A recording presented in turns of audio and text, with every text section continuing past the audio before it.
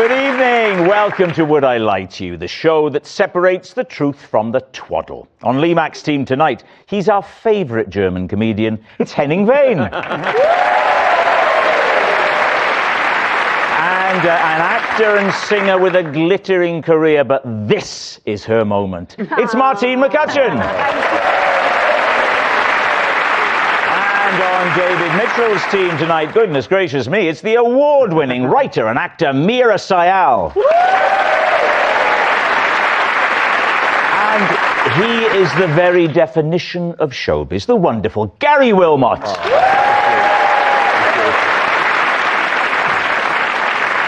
We begin with round one, Home Truths, where our panellists read out a statement from the card in front of them. To make things harder, they have never seen the card before. They have no idea what they'll be faced with.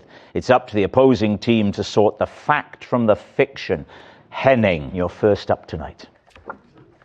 I once got off a plane moments before takeoff because I couldn't be bothered to go on holiday.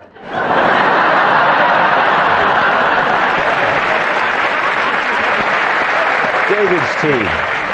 So, where were you planning to go on holiday? I hadn't really planned it through. I was going out India way. India way. Goa airport. Got it. And when was this, Henning? Earlier today. I love it when Henning's on, because he's always got the subtext of, well, I didn't think people were going to start asking me questions. A year or two ago. It was just a year or two ago. Yeah. And the plane was on the tarmac? Was it actually Rather than in the air, yes. If I didn't say, have you got a parachute for me? How close to takeoff? Had they shut the door, Well, I for wouldn't example? know, would I? I don't know when they were meant to be taken Well, off. the thing Yes, is, you Henning, do. you were there. We weren't there. But I wasn't there when it took off. So you went up to an air steward and you say, I want to get off the plane. Don't do the voice. Because I'm not enjoying, I don't feel it anymore. I don't have to disclose my life story to them. I just say I want to get off, please.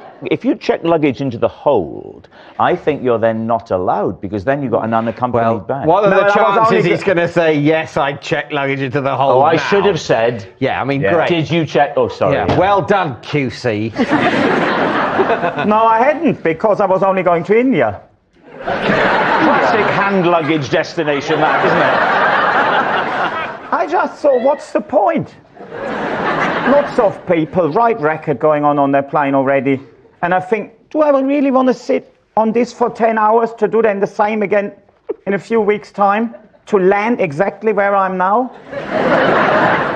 So you get off. Well, the thing was, listen, I tell you exactly what happened. That's exactly what happened. I stayed on the plane and I went to India.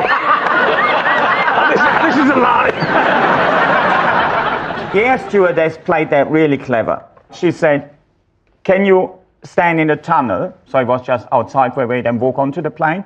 She said, Stand out there, they went, quick, close the doors. and she says to me, have you been standing out here all along? Or had you been on the plane already? I've been standing out here all along. Okay, then it's no problem. Words. All right.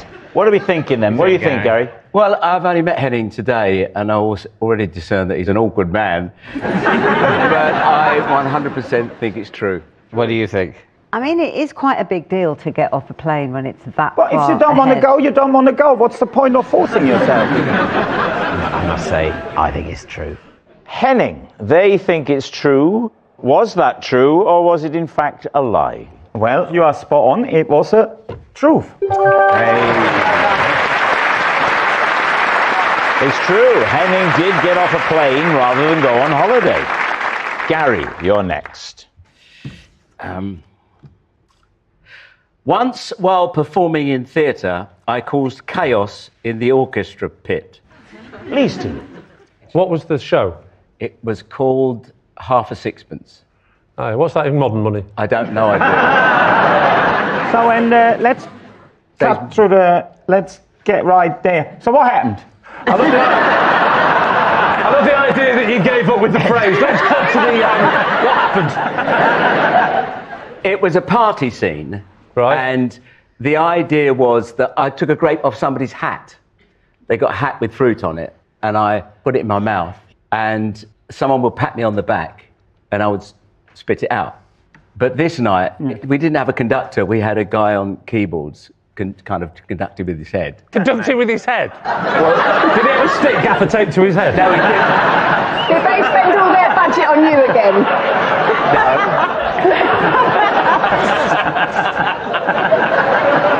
What happened with the grape? Where did it go? He was sitting there on his electric keyboards with all these different sounds on it, and I spat the grape out, and it landed on the demo button. No, come on. With enough force to press it. And it started to play Girl from Ipanema. It landed perfectly on there. On the demo Have you button. been watching Tom and Jerry? Henning, which way are you leaning? He's leaning towards Lee, you can see. I still don't understand what allegedly happened. I think that's Henning's way of saying I wasn't listening.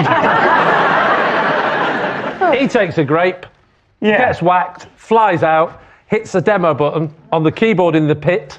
Yeah, I get it up to that point, but... Well, how do you mean up to that point?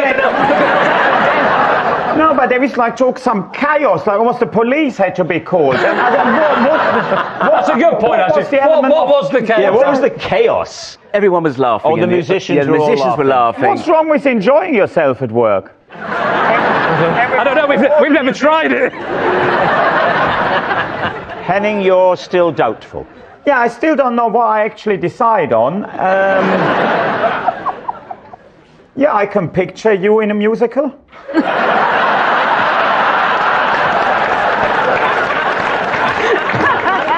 What are you going for, true or a lie? It might as well be true. Okay, you got a true. Martine. Martine, Lie. lie. Lie. Yeah, see, it's that simple.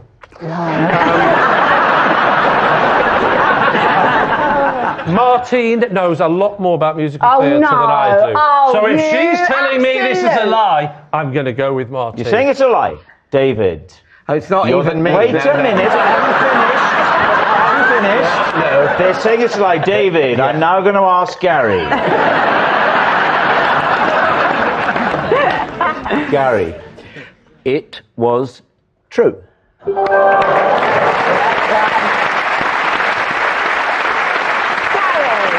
All right, it's true. Gary did cause chaos in the orchestra pit. Martine, you're next. Okay. I once had an accident after seeing Hugh Grant in his pants. All right, David's team. What sort of accident? I mean, We're pre-watershed, Martine, Well, just so you remember That's that. irrelevant. What we're after here is the truth. No, you're And looking if for, the you're truth- looking for smut. I if know the that you truth- are. You're on a smut hunt again, aren't you? If the truth is smutty, What a great idea for a the TV smut show. must be heard. David Mitchell, Smut Hunter. When are we thinking of? What sort of era? we're thinking about 20 years ago. Okay. We were filming Love Actually, and I dropped sushi all over his carpet in the Winnebago. Well, hang on. Why were you in the trailer when he was in his pants? Yeah, good question. That's not the most supportive question of your team captain to have asked. He thought it was the dresser that was going in to make sure that he had all his outfit. I knocked on the door and I was trying to hold all the food, and then he said, "Come in," and I came in and I saw him in his pants, and I went, and I dropped the sushi all over the cream carpet, and he was like, "Oh, don't worry about it." But he came over to me, and then I'm looking up, and the view I had. You saw his Notting Hill. I would have thought sushi roll would have been better. That was on the floor. Really? Is it that big? So how did this play out then? Did he say, gosh, crikey, no, I mean, there's that. I'm doing Hugh Grant. Gosh, Martine, crikey, I'm still doing Hugh Grant. That's all that's been going round your head for the last 5 minutes. When can I do the impression? I'm going to do it. It's just when is the best time to get it in? We're back to smut time. Martine said he was expecting the dresser. He played the Prime Minister, who wore basically normal clothes. Yeah. So it's not, you might expect the help of the dresser if you're sort of playing a pterodactyl or something. Where's a suit? Put it on yourself. It had to be pressed and it had to be, really, really immaculate. Okay, well, let me ask you this question, Martine. If this is true, and I was going down the road of not believing it for that reason, why would you correct me? You're acting like it's a lie that you want me to believe. Sorry, David, can I just point out you'd be happy for me to disbelieve? I just want to remind you, David, this isn't Ludwig. This is just a bit of fun, isn't it? Remember? Just a bit of fun. So it's time to have a guess. I'm veering towards a lie, sorry. I think it's a lie too. Yeah, well, I think we think it's a lie. They think it's a lie. Martine, was it a lie or were you telling us the truth?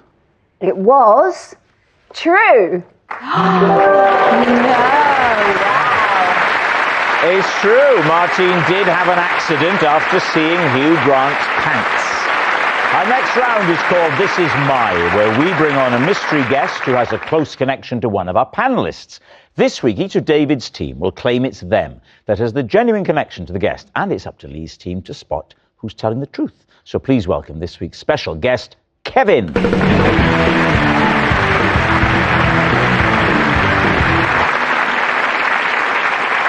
So, Meera, what is Kevin to you? This is Kevin, and thanks to him, I got to play it with a dolphin.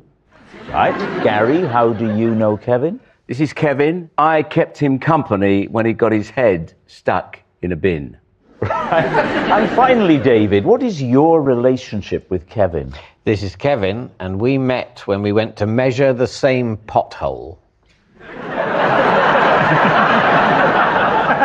So there we have it. Meera's marine mate, Gary's bin buddy, or David's pothole partner. Lee's team, where will you begin? It's David.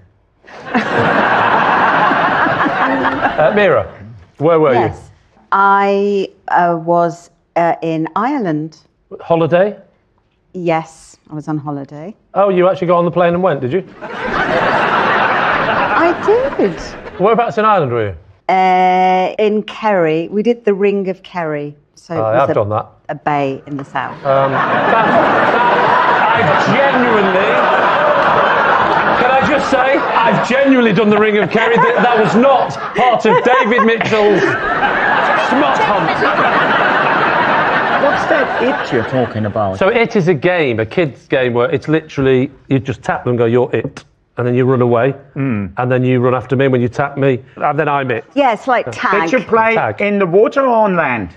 Because if she says on land, we know it's a lie. Yeah.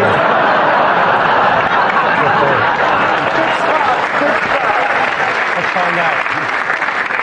Where did you swim with the dolphin? So it was in this bay, and we had heard that there was a dolphin that used to swim in this particular bay. So where does Kevin fit in with all this? So, well, Kevin was on a boat, and I asked him, have you seen the dolphin? And he said, there is a dolphin here, so maybe if you come in the boat and you come out with me, the dolphin will come. And you fell for that, right? So we went out, and indeed the dolphin did turn up. So I borrowed a wetsuit and I got in the water. And Now, talk us through the conversation where you asked the dolphin for a game of it. I touched it and I stroked it and it nudged me, and then it would zoom off and then it would zoom back again, and it was like a game of it. And how did you feel after it? It was like a spiritual experience. Yes. I think anyone that's had an encounter like that would be changed by it. Yeah. Would you have been changed by that, Henning? I think you'd have got straight back off the boat. Gary, remind us of what you said that wasn't true. This is Kevin, and I once stayed with him when he got his head caught in a bin. Can I open the Can you what? inquiry? I thought you said can I open the bin and let him out. You can open the inquiry. Of course you can. Gary. Slightly more friendlier, though. Gary. No, still not working. Gary, tell us what happened. I was walking down a pedestrian precinct and I saw some people laughing. And as I got closer, I could see they were laughing at someone who was stuck in a big litter bin, head and shoulders. Describe the litter bin. It's a bin that has litter in it. Well, there are different types of litter bin. You've got the ones that you literally lift it up, put something in, and then... Yeah, this was just a big hole like that. There's a hole on each side, I think. He's got one arm and his head stuck in there and he just couldn't get out. Where was this? This was in Malvern. He's a long way from home, from the south of Ireland, isn't he? Yeah. And he's... so he's... head, shoulder in the bin. What do you then do? I could hear him shouting and I What was he can't get out. shouting? He was shouting, I'm stuck. I can't get out. Get me out before Tuesday, that's when they come for the bins. Now, you said in the story you stayed with him. What did you do? Did you calm him down? Was he I distressed? tried to calm him down. I said, don't worry, I'm Lee Mack. I'm here to sort you out. Actually, that's a good point. Did you say I'm Gary Wilmot? Yeah, I did, yeah. Did you? And I What just did he said, say I'm to doing that? a play round the corner. And well, when he eventually Never heard came of you. out... You're not very big in Ireland. When he came out, his first words were, you are Gary Wilmot. I thought you were joking. Why are you introducing yourself when there's an emergency? You will never believe who is helping you right now. Not any old Herbert, it's Gary Wilmot. It just came out, and I was trying to reassure him, and I was trying to just calm him down. I just said, I'm working around the corner, I'm an actor, my name's Gary Wilmot, and he... That's of no interest to anyone. That man's got his head stuck in a bin. Yeah, but so he got to say something. I can't really explain it. I've not been trained in talking people down off ledges or... No, you didn't have to, he was stuck. Yeah. And so, he wasn't going anywhere. So was he responding to you? he was saying things like, OK, thank you, but he was still very distressed. Was he muffled? Was it in loads of newspaper or food? Or when he came out, what was he like? When he came out, he had a sandwich in his mouth.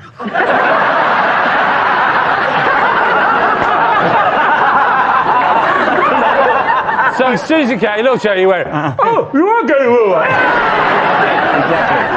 Right, what about David. Oh, yeah, David, what did you say? Oh, potholes. This is Kevin. We met when we went to measure the same pothole So, where was the pothole? near my house Why were you measuring it?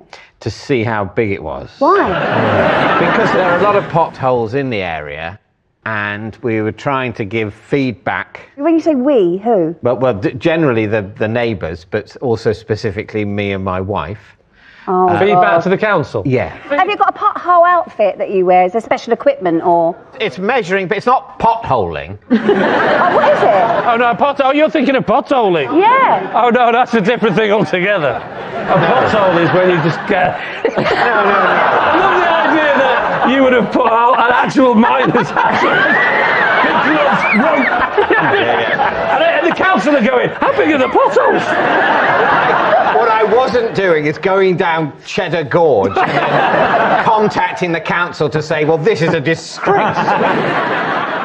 What was the feedback you wanted to give? Is there a certain size that needs filling in? The feeling was that if you sent to your councillor a picture of the pothole and its measurement, then something would be done about it, and then obviously resources would be diverted away from something probably more deserving. But the main thing is our particular pothole issue would be resolved. Have you ever thought of just getting a bit of concrete and filling it in yourself? Never. That's what Rod Stewart did it, yeah. Well, exactly. Well, I think I've made it very clear. I define myself against Rod Stewart. If Rod does it, I won't. That's why you will never go sailing, will you? He doesn't want to talk about it.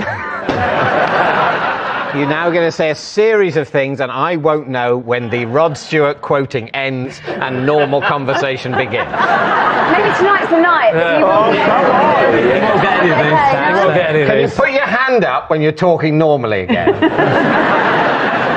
So how big was the pothole? It was over 90 centimetres in its longest dimension. So talk about the moment when the two pothole measurers meet up. I think we both found it amusing. We were both doing the same thing. Oh, do you know him anyway? No. You don't like to mix, do you, with the neighbours? You've said to me, I prefer TV folk, Rob. You know where you are with TV folk. They're good and superficial. So only one of you needed to measure it. Yes, I let him do the measuring. Yes. And who then took the information and sent it off to the council? We both sent it off separately, obviously. Because then it looks like more people. It doesn't look like more people, it is more people. You've now made a new neighbourly friend, I assume, in Kevin, and now when you pass him, hello. Do you now acknowledge each other? Not as nasal as I imagine you that. I imagine you more as a sort of a... I'd certainly bow to you in terms of what I sound like. Do you ever say, you know, still there? Still there. Do you know, I have Beggars belief, doesn't it, eh? You look at the council tax we pay. I could afford to do the whole street myself, of course.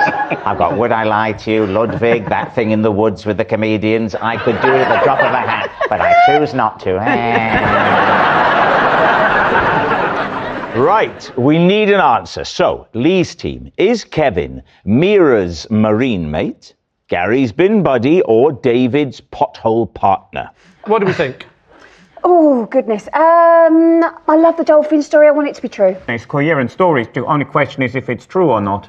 You've grasped the concept of the game. The story is like told in a plausible way, might well have happened, so... Yeah? Do you think he would measure a pothole? If you just asked me that question, would he measure a pothole, I'd say probably not. If you said, would he measure a pothole if his wife said he had to? Definitely. Definitely. I would measure a pothole if his wife told me to measure it. Does Kevin look like the sort of man who could end up with his head stuck in a bin? Do you know what? You have to have a certain shaped head to go in a bin but not come out. I would like to see bigger ears for that, if I'm going to be honest. What do we think, Henning? Meera's story is very soppy. And then I was swimming with a dolphin. Oh, get over yourself. I'm offended. I'm very offended. It actually changed her life, she said. Yeah. So in Gary, I almost don't want that to be true in Gary's interest, because how embarrassing would it be, someone stuck in a bin, and then you look in from the other side, oh, I'm Gary Wilmot. I do like the idea that Gary's on the other side thinking, I'll do him a little show. This poor guy been stood there. That's unbelievable. It's fine, he's used to it. Usually he's going like that, isn't he? It's Meera, innit? Meera's telling the truth. Right, well, I'm going to tell you now. No way, it's Meera. I've got a horrible feeling it's David. Horrible feeling. Because all he's done is walked outside with the tape measure. Yes, exactly. I go with David, because if his story is true, he's the only one to come away with any dignity from his own story. Right, what are you going to go for? Come on. Okay, say David then. You want David? You say David. Okay, David. Should we go David? David. Yeah, go on then. David. You're going David. Right. They think it's David. They think it's the pothole. Kevin. If he's got an Irish accent, I will not be happy. Kevin, would you please reveal your true identity? I'm Kevin, and I help Meera swim with the dolphin.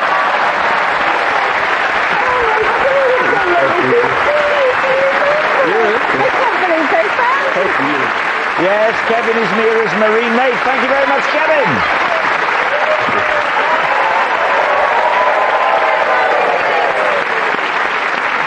Which brings us to our final round, quickfire lies, and we start with... It's Lee. Once, after being mistaken for an escaped criminal, I was tasered in a pub car park. David's team. Was this, since the last series? Yeah, that's why I haven't heard it before. Yeah. This was about 6 months ago. Where was the pub? The pub was in Oldham. Great. No further questions. What took you to Oldham? Well, I went to Oldham to see a friend. Who? Barry. Oh. What makes you think you were mistaken for someone else? I think it was the tasering. You don't... You're in Oldham, you've gone to visit Barry. Is this leaving the pub or getting to the pub? This was leaving the pub. Was your car parked in the car park? My car was in the car park, correct. And so you were making your way from the pub. Look, you know this story better than me. Why don't you tell it? Did Barry get tasered as well? No, because Barry Looked sensibly did what their police asked. Ah. I see. He put his weapon down. Oh, did I not mention? Sorry. It turns out that what had happened is two people had... Never mind what had happened. The backstory I don't care about. I want to know, you walked out of the pub with Barry. What happens then? I love this. I've watched this show so many times and now I'm in it. It's just like, I'm thinking to myself, I'm sorry, I just got to say this right now. Oh, it's real. It's actually not like that. Yes, oh, he's like that. It's all worked up. Oh, he's like that. I wish I could enjoy it. So you walk out of the pub, into the car park. What happens next? We walked towards my old rusty Capri. And... but she's great with the kids.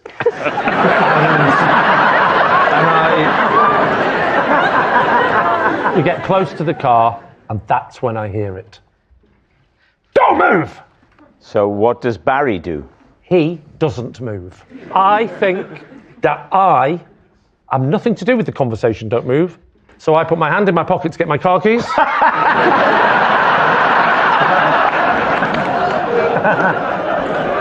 I pull out my car key, but before I can pull them out, when the police say don't move, this is not what you do. No, you must have been regretting keeping your car keys in a shoulder holster. Yes, absolutely.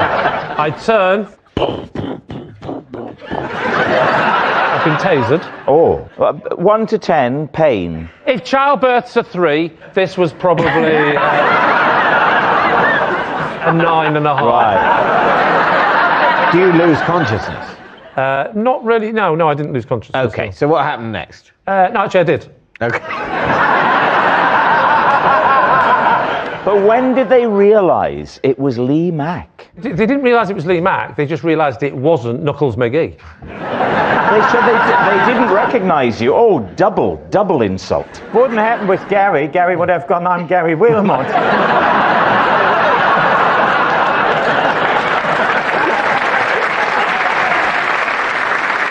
What are we thinking? What do you think? I'm not inclined to believe it. Yeah, I think it's a lie. David? I don't think it's true. I mean, Yeah, I don't think it's true on any level. They say it's a lie. Lee, was it a lie or were you telling the truth? It was a lie, of course. It's a lie. Lee was not tasered in a pub car park. That noise signals time is up. It's the end of the show. I can reveal that David's team has won by 4 points to 1.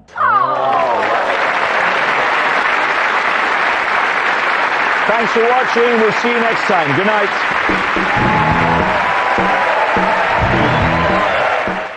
Well, learning all about medicine in Tudor England, swallow one big spoonful of You're Dead to Me on BBC Sounds. This and everything across the BBC is made possible because we're funded by you. Thank you.